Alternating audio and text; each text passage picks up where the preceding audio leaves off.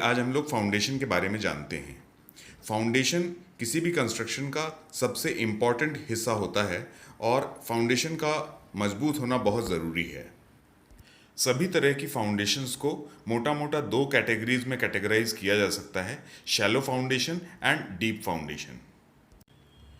जहाँ पर सॉइल की बेयरिंग कैपेसिटी या लोड उठाने की क्षमता, ज़मीन की जो लोड उठाने की क्षमता है, भार उठाने की क्षमता है, जहाँ अच्छी होती है वहाँ पे हम लोग जनरली स्प्रेड फाउंडेशन या राफ्ट फाउंडेशन का इस्तेमाल करते हैं।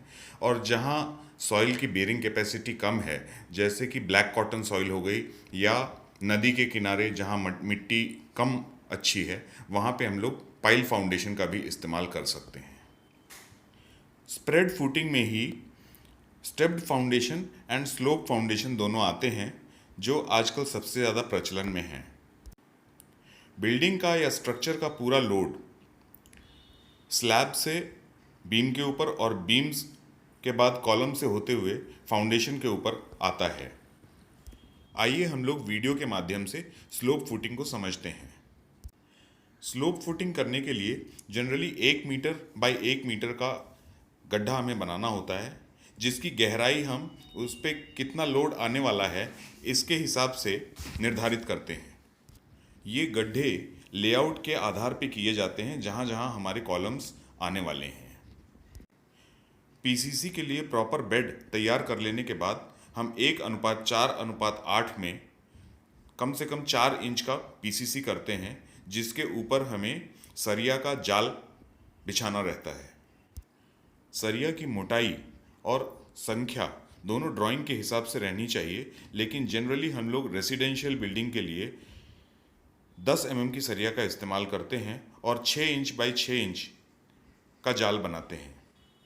इस जाल के ऊपर हम कॉलम के सरिये को खड़ा करते हैं और नीचे से सरिया जो है वो एल शेप में मुड़ा होना चाहिए, जिसको कि हम जाल के साथ में या बांध देते हैं या अच्छे से फंसा देते हैं, ताकि कंक्रीटिंग करते वक्त वो इधर उधर हिले नहीं। कंक्रीटिंग करने के पहले हम लोग सारे कॉलम्स को एक बार उनकी सीध चेक कर लेते हैं कि वो एक लाइन में है या एक सीध में है कि नहीं, लेआउट के हिसाब से। अन्यथा कॉलम इधर उधर हो जाने पर पूरे कंस्ट्रक्शन पे उसका इफेक्ट आता है। कॉलम के सरियों की मोटाई जो है वो ड्राइंग के हिसाब से रहनी चाहिए। जनरली हम लोग 9 inch by 9 inch residential buildings के लिए 9 इंच बाय 9 इंच या 9 इंच बाय 12 इंच का कॉलम बनाते हैं। अब हम कॉलम के सरिया को सीधा रखते हुए इसमें M20 ग्रेड का कंक्रीटिंग कर देते हैं। M20 मतलब 1, 1.5 और 3 के अनुपात में इसमें कंक्रीट डालते हैं। दूसरा सबसे कॉमन फाउंडेशन है राफ्ट फाउंडेशन।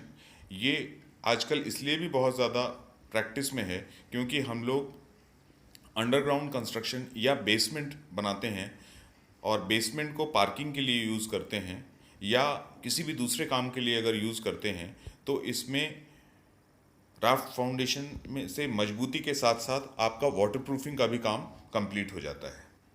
इसमें हम लोग एक तरह से बेसमेंट में स्लैब डाल देते हैं या आरसीसी का स्लैब डाल देते हैं और इसके चारों तरफ आरसीसी की वॉल बनाने के लिए भी सरिये का प्रोविज़न रखते हैं, जिससे कि चारों तरफ आरसीसी का एक वॉल तैयार हो जाता है जब तक हम लोग ज़मीन के ऊपर नहीं आ जाते हैं। इसलिए ये वाटरप्रूफिंग में भी बहुत अच्छा कारगर है। अगर हमें सेप्टिक टैंक या वाटर टैंक का प्रोविज़न रखना है तो वो भी हम इस फाउंडेशन के नीचे ही उसके लिए भी प्रोविज़न पहले से ही कर लेते हैं। आइए हम लोग थोड़ा पाइल फाउंडेशन के बारे में भी जान लेते हैं, क्योंकि तराई एरिया में या रिवर बैंक्स के आसपास जो भी कंस्ट्रक्शन होते हैं उसमें पाइल फाउंडेशन ज़्यादा कारगर है। इसमें हम लोग पाइल्स डालते हैं और फिर पाइल कैप बनाने के बाद उसके ऊपर फाउंडेशन बनाते हैं। थैंक यू, धन्यवाद।